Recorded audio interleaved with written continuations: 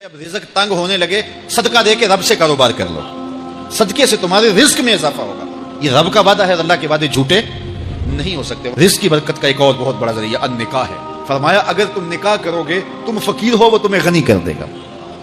لوگ کہتے ہیں بچہ پیروں پہ کھڑا ہو لے تو پھر نکاح کریں گے، اللہ کہتا ہے تم نکاح کرو، ہم پیروں پہ کھڑا کر دیں گے۔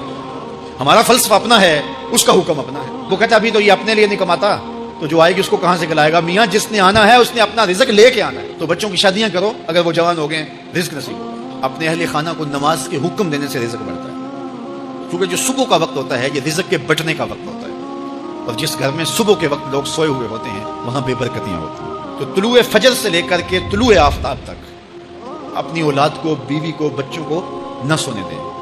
اس وقت رزق بٹنے کے لمحے ہوتے ہیں۔ کثیر دعائیں مانگیں، تلاوت کلام مجید پڑھیں، اور نماز فجر مرد حضرات مسجدوں میں جا کے باجماعت ادا کریں، اور گھروں میں جو ہے وہ بیٹیاں بہنیں مصلے بچھا لیں، تو اللہ کی رحمتوں کا نزول ہوگا۔ اب ایک حدیث میں رزق کے اضافے کا ایک اور نسخہ ارشاد کیا گیا۔ میرے حضور نے فرمایا جو شخص یہ چاہتا ہے کہ اس کے رزق میں برکتیں ہوں اور اس کی عمر میں اضافہ ہو، تو وہ اپنے رشتہ داروں کے ساتھ سلوک اچھا کرے۔ رشتہ داروں کے ساتھ اگر اچھا سلوک کرو گے تو پھر تمہارے رزق میں برکت ہو۔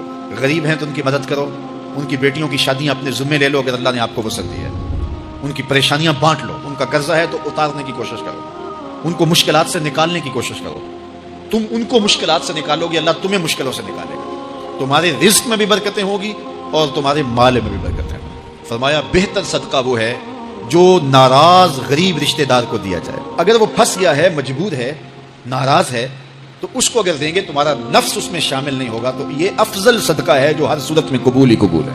رزق کے اضافے کا ایک اور سبب الاحسان الی الضعفاء، جو کمزور لوگ ہیں ان کے ساتھ اس نے سلوک کرنا۔ الانفاق علی طلبۃ العلم، طالب علموں پہ خرچ کرنا، یہ بھی رزق میں اضافے کا سبب و ذریعہ ہے۔ وہ حضرت بابا فرید نے کہا نا، چھٹا رکن دین کا روٹی ہے۔ گھر میں کچھ نہ ہو تو پھر نہ نماز اور نہ ہی دیگر امور کی لذت آتی ہے، تو یہ رزق فراواں اور وسیع اور مبارک نصیب کر دے اللہ۔ تو اس کے لیے ایک اور وظیفہ میں دیتا ہوں، اور وہ یہ کہ مغرب کے بعد 21 مرتبہ سورۃ الکوثر پڑھ لیں، کثرت ہو جائے گی انشاءاللہ۔ اول خدوشی پڑھ لیں، 5-7 منٹ لگتے ہوں گے، تو سورہ کوثر 21 مرتبہ روزانہ مغرب کی نماز کے بعد پڑھیں۔